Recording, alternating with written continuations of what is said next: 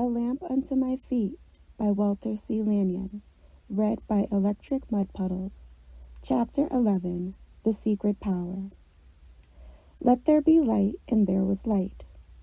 We seem to hear those words spoken in English by a great and terrible Jehovah. Unconsciously, we think of God as speaking English, and yet the Frenchman, speaking the same verse, no doubt hears the same God speaking. This does not mean a thing to one who cannot understand French, until we begin to understand that words are only sounds, noises, explosions of breath, which, in limitation, attempt to express the secret power. We will fail to sense the spirit and will die filled with the dead letter. Gradually awakening, man begins to understand how utterly impossible it is to make anything happen by mere use of words. The word, the power and the glory, which is spoken of in the Bible, is thickly hung with words made by man, like barnacles on a ship. These words are only alive to a degree that they convey the spirit of the word. The moment we find the spirit of the word, we discard those words, as we discard the shell of a nut once we have the kernel. The still small voice is the loudest voice in the world, but it does not speak words, but the word. He spake to us in parables because of our inability to grasp the word. Yet those parables are as dead and worthless as the mottos which adorn many walls, if the spirit is not discerned. If it is words instead of the word you are hearing, you could not understand Jesus if he were to appear and speak to you directly, for he would speak in his mother tongue, Aramaic. But if you are actually hearing the word, it would make no difference in what man-made language he spoke. You would understand him perfectly, hence the differentiation between words and the word. The Spirit is revealing to you some of the mystery which is heard by the hearing ear. Having ears ye hear not, and eyes ye see not, because you hear only in your own language and cannot understand even that unless it be on the level of your own intelligence. The secret power which is universal and ever-present comes through when recognized, no matter what the appearances are, or in what incomprehensible words or language it is given. Suddenly, by this process of recognition, the voice speaks to you in the language you can best understand. Even though you are in hell, the secret power is present, awaiting recognition. The moment it is recognized, the manifestation changes from dis-ease to ease. The untrue words or pictures painted by the human belief disintegrate in the presence of the word. At his coming, all things die, and all things live. All the appearances die, and realities live. It is a wonderful thing to feel this word, in contradiction to the words of man. With words, men try to build a temple reaching to heaven. Their ignorance as to where heaven is presages utter failure, and the confusion of words causes the whole thing to collapse. A house divided against itself shall fall, and so a state of consciousness filled with opinions and beliefs of the humankind is bound to fall. The secret power in the midst of you, the Word, which is all things to all men, is eternally present. The only veil between you and this glorious Word is your belief about God. You can only see the power through the limitations of your belief. Through a glass darkly, you only see the picture colored by your human thinking. If a so-called miracle were to take place in your presence, you could only see it through the limitations of what you believed. Hence, if you were ever present when, symbolically speaking, 3 drops of oil were filling all limitations, literally and figuratively, you would only see oil flowing from a perfectly natural source. Your human thinking would slow down or speed up the vision so that nothing but an ordinary functioning of a human law would be taking place. And if the manifestation got a little beyond your human thinking, you would charge it off to phenomenon. No wonder that the people who are looking for a sign cannot see anything. Most of them make the ridiculous proposition of a man-god. Well, if I could see something happen, I would believe. What a difference to the sum total of life does it make whether you believe or not? After finding out definitely that the wisdom of man is foolishness in the eyes of God, you continue to limit the power just because you cannot handle it with your hands or make it come into manifestation to gratify a personal sense of power. What have ye in your house? The answer is always the same. Only 3 drops of oil and a handful of meal. Borrow vessels. The reaction to this command tells the whole story. If you hear the command, you proceed to borrow vessels, not a few. If you hear words, you indicate this by asking a question or interposing some ideas regarding the situation. In other words, you have not heard the word, you have heard words, and immediately the limitation of the conscious thinking makes itself apparent in 1,000 ways. So almighty is the action of the power that it is described as terrible. No sooner does it call upon you to borrow vessels, not a few, in spite of the fact that you have only 3 drops of oil, than it insists upon a further manifestation of the same unbelievable belief. Pour. If you consider a single angle of the situation from the standpoint of the conscious thinking, you cannot make the gesture which frees you from your limitations.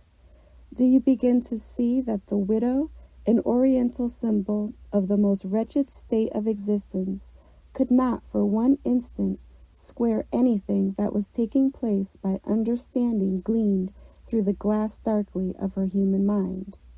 Believest thou this? Jesus is asking you if you believe the unbelievable. The answer determines whether you are looking through the glass darkly or trying to believe, or whether you have suddenly left behind all the unbelief of the man-made idea and ascended to the Father within. Jesus could do nothing of himself, and so, quite naturally, he could not have believed in the unbelievable any more than you could. He did not try. He ascended to that state which we designate as Father within. It is the same power, the secret power, that in the beginning said, "Let there be light," without speaking a single word in any language, and yet at the same time speaking definitely in every language, even the remotest unformed language of the savage tribes, fast in the jungle of ignorance. It is wonderful when you begin to perceive the Spirit and do away with spirits, when you begin to see the Word and do away with words, when you begin to experience power and do away with powers. Before you I place an open door. The rest is up to you. Can you enter? It would appear, then, that Jesus was calling upon you to believe the unbelievable. And of course, you cannot do this from the limited concept of the human mind any more than Jesus, a carpenter, could give a banquet for 5,000. Yet he did just this. It is tremendously interesting to note that Jesus did not prosper his own family in the way most people imagined he should. There is no personal use of the power possible. As soon as it becomes personal, it again loses its magnitude and is narrowed down to the limitations of the language which you speak. Stop trying to believe with your human mind. Examine into the teachings of Jesus. See what instructions he has to give for the attainment of this power. Awake thou that sleepest, and Christ shall give thee light. I am the light of the world. That is all you need to recognize in order to clear any darkened veil of human belief from your eyes. It is wonderful to contemplate the power of the presence and the Word in the midst of you. The name of which we speak so often, the name or nature which accomplishes, is unutterable, and yet we are told to ask anything in that name. It seems a contrary idea, but when you think of a half-dozen men speaking in different languages, each calling on a different name, you understand why the true name is never uttered, neither can be. It is the unutterable name you are asked to utter, just as it is the unbelievable you are asked to believe.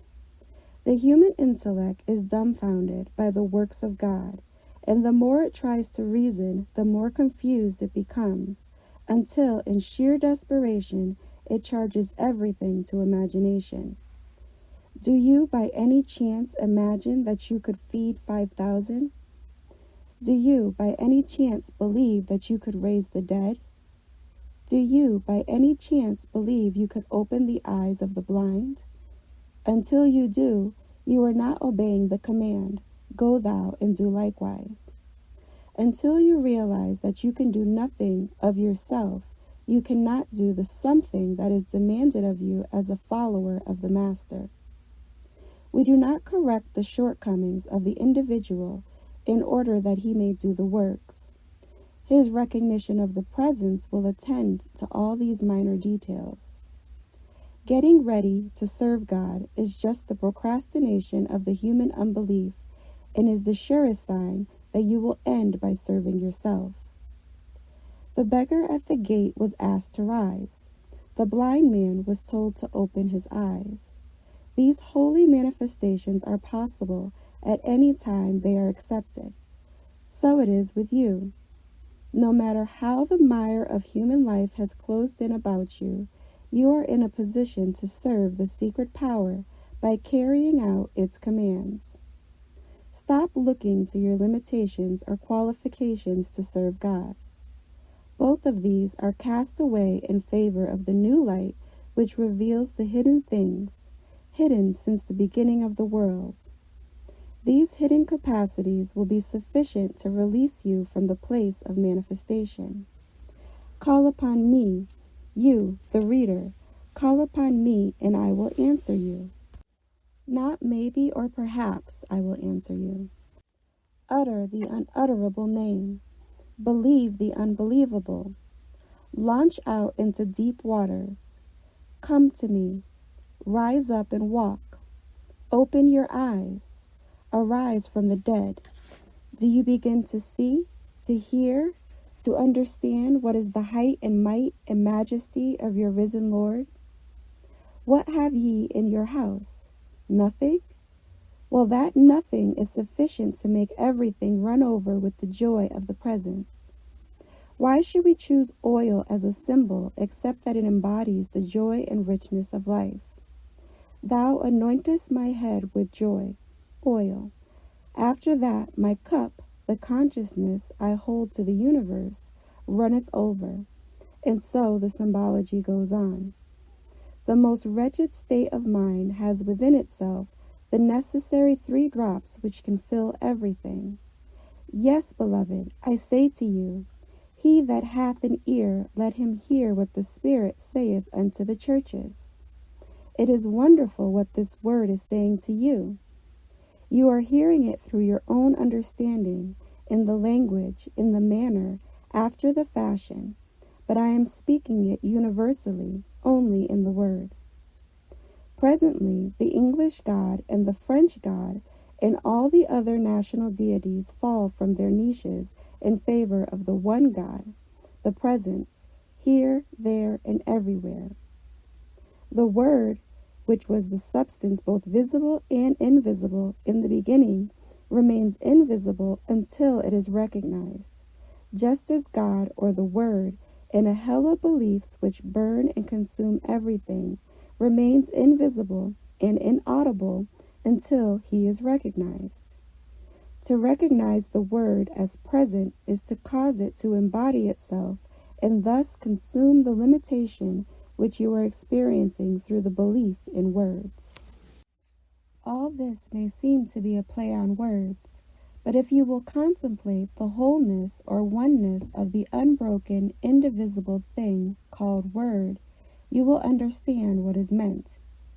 You will also see why it accompanies you always, and why the absent one can be and is healed by the word.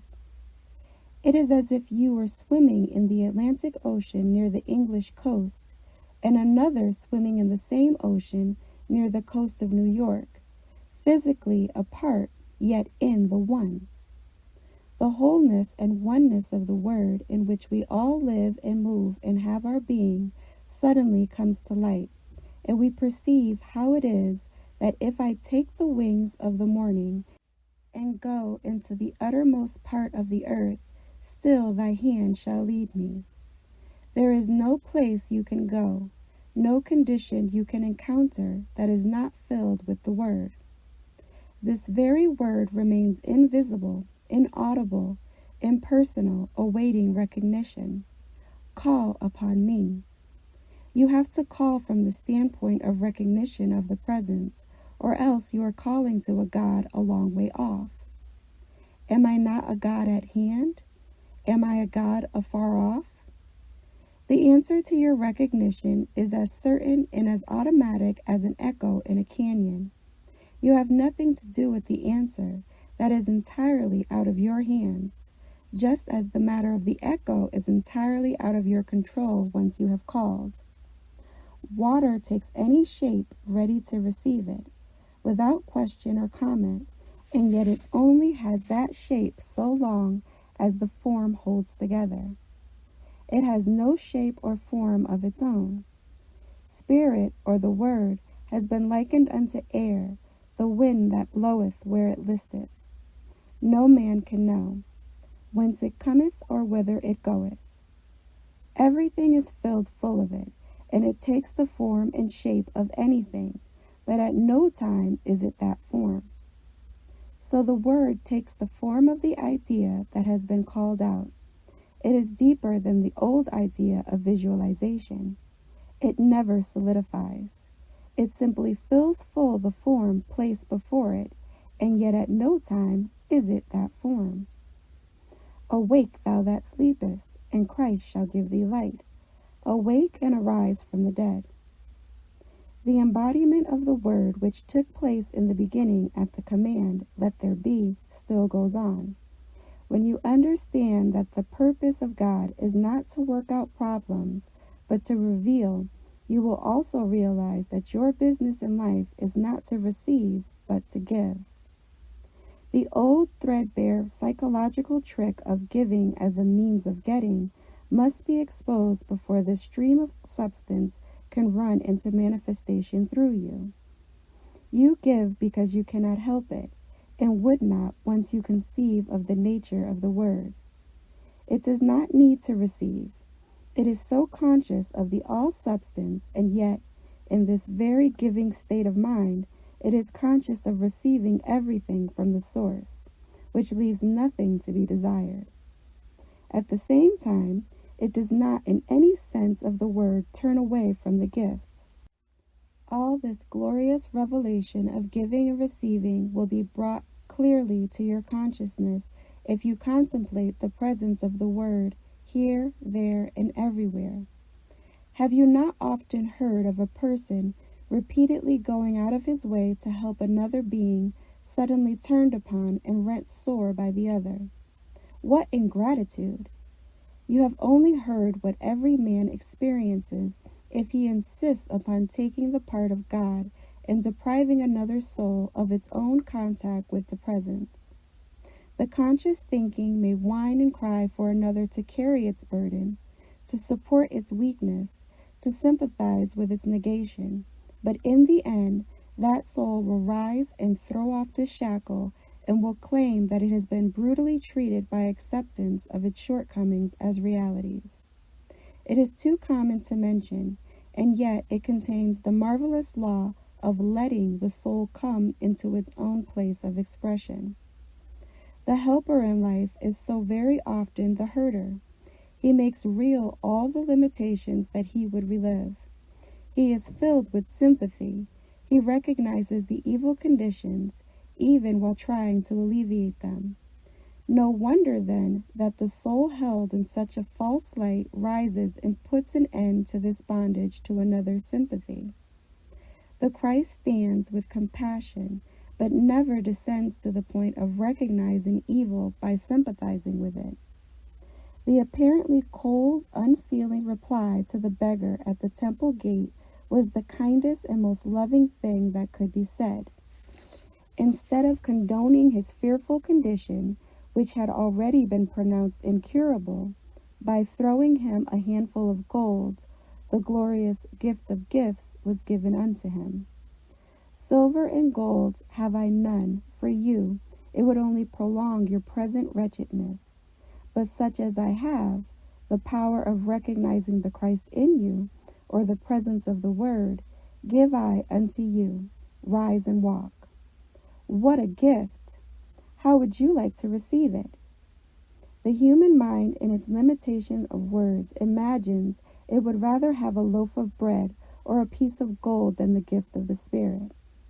I have often heard the beggar at the temple gate asking for revelation, when, in reality, all he wanted was a piece of gold. The dramatizing of the situation of the beggar at the temple gate goes on in the mind of many. What is all this talk about abundance anyways? Why do they not give me the $500 I am trying to demonstrate? Even the beggar at the gate had to take his gift. If you cannot receive the word when it comes to you, it is of no avail. Search the scriptures, for in them ye think ye have life eternal. What is the nature of life eternal? Could it be a continual fight for existence, for food, for clothing, or for other necessities? You answer the question. When you begin to understand the Word and the presence of the Word, you will begin to see your own innate ability to give it freely. Freely ye have received, freely give. It has already been given you, and unless you give it away, you cannot keep it. Be not deceived. God is not mocked. Do not try to mock the principle by thinking to give in order to receive. If there were any such possibility, men would cease business entirely and rush from one service to another, giving gold, assured they would receive 10 times as much in exchange. Why risk money on the exchange if you can get such a tremendous increase by giving? Awake thou that sleepest, and Christ shall give thee light. It is wonderful how the revelation of the power comes to you as you go forward into the revelation of the Word. Behold, I come quickly, and my reward is with me. Just as heaven is in the midst of hell, and abundance in the midst of lack, and all in the midst of nothing, so the reward is always at hand, awaiting recognition. In the beginning was the Word, and the Word was with God, and the Word was God. Do you begin to sense the presence, the Word, indivisible, in contradistinction to the kingdom created by words, which is divided against itself, with its eternal pairs of opposites? He that loseth his life shall find it, and he that withholdeth shall lose it. When you let go of the limitations of the conscious thinking, you will find the universal word present and discover vistas and scopes of expression which are unbelievable to the human mind. Jesus had to lose his life to let go of the limitations in order to feed 5,000 and to raise the dead. It was not possible to him as Jesus. Only when he recognized the presence of the Father and became one with him was he able to do that which was otherwise impossible. When the walls of a prison are knocked down, the putrid, stagnant air of the dungeon becomes one with the universal air and is purified, made clean, reimbursed, as it were, with all the life-giving qualities. It is lost in the universal. So with man, the little life he has kept shut up within himself, which has yearly become more and more stagnant, suddenly is absorbed into the God life, and the narrow prison walls of conscious thinking crumble away. He is free. It is wonderful to contemplate the Word. Beyond the conscious mind, you see and hear and feel the presence as substance, as Word, and this very recognition causes it to embody itself. The Word was made flesh and dwelt among them. Beyond the affirmation, which to be effective must be the simple expression of what you find true, is the great realm of manifestation. When you look upon a red apple, the only reason you affirm that it is red is because you are conscious of the fact. It is not red to be afflicted with belief in color blindness. It is true, not because you said it, but in spite of that. So is it with the Word of God. It is not true because you say it or affirm it, but in spite of anything you do or say. Learn this at once and for always, that the affirmation which is effective never changes anything, never causes anything to happen. It merely is a statement of that which you find to be true in the Word. Other affirmations are merely the vain repetitions against which you are warned. When you have become conscious of the Word, even in a small degree, it will give magic charm to your companionship. It will idealize your personality. It will make you responsive and receptive. It will give to your smile warmth and depth. It will impart a luster to your eyes that will impel attention. It will make you a finer soul, loved and admired. It will add radiance to culture, brilliance to intellect. The Word, the Father, Son, and Holy Ghost, the three in one, the I Am, the physical, mental, spiritual, the three measures of meal. It is glorious to see this quickening power of the Word. Behold, I come quickly, and my reward, or manifestation, is with me.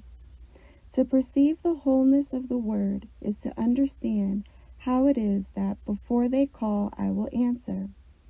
It is something outside the human reasoning and beyond the conscious thinking. A child believes the reason for mathematics is to work out problems. He is confronted with a book called Arithmetic, which is filled with problems, all imaginary. The engineer has an entirely different viewpoint of the same principle. He looks upon it as a way and means of revealing the unseen thing. Many people believe that the only reason for God is to solve problems which are self-imposed by the individual.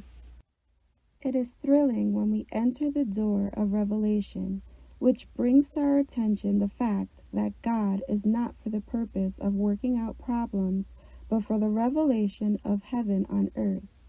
It is wonderful to contemplate this state of consciousness. You cease the going out to get something and go out to give or do or let. The uninitiate can only see that the principle must be for helping him out of his difficulties. He tries to believe in God, but in reality he believes in evil. His whole life is spent in protecting or learning how to protect himself against the evil day. He is astonished to discover that the conscious mind has no capacity to accept and to believe in God. It is true that he would like to, but he cannot. He has seen too much to the contrary, and has coded his life something after this fashion. As for man, his days are full of trouble. Earn your living by the sweat of your brow, etc. Be not discouraged. It is wonderful for you to have arrived at this point. When Jesus arrived there, he said definitely, I can of myself do nothing. So you see, beloved, if you can of yourself do nothing, you are in precisely the same position in which Jesus found himself when he began to do the great and wonderful things called miracles. Just as soon as he recognized the helplessness of Jesus and let go of the idea of trying to do anything, he became a transparency for the Word. As the glass of your conscious thinking becomes clearer, you begin to see things that were otherwise invisible and hear things that were formerly inaudible. A transparency for the power gives a faint idea of what we become. There is no possession, no personal idea entering in, and hence no limitations of the personal can keep it out of expression. Let your light so shine before men. We are beginning to see how some of these commands can be fulfilled naturally and normally. When Jesus recognized the word, he spake as one having authority, because he spake not of himself, but of the He who had sent him into expression. Jesus ascended into the place of oneness and was a majority. Anyone who recognizes the presence of the Word is in a majority, for it is whole and fills all space. Everything else is but a series of opinions and beliefs, which the world holds in the conscious thinking. Yes, beyond your conscious thinking lies this great and glorious Word, the Three in One. I was glad when they said unto me, Let us go into the house of the Lord. A glorious revelation dawns upon you when you realize that it is possible for you to go into the house of the Lord. And what, if anything, do you expect to find if you go into the consciousness of the Lord? What did Jesus find? I go into my Father, and your Father, and our Father. I go into the consciousness of the Lord, and whatsoever I find there, that can I bring into manifestation. Do you recognize that the invitation, let us go into the consciousness of the Lord, is included the possibility of so doing? Can you accept anything so absolutely beyond the human thinking? Jesus, going into the consciousness of the Father, was able to bring forth that which the human thinking called miracles. The my Father, your Father, our Father spoken of reveals the universality of the word, brings it to your attention as the common denominator. If you can reduce everything to a common denominator, you can solve the problem and handle the little misfits that are so irritating in life. The spirit of the word quickeneth, the letter killeth. The spirit is the word, and the letter is the words. It is wonderful to contemplate the word.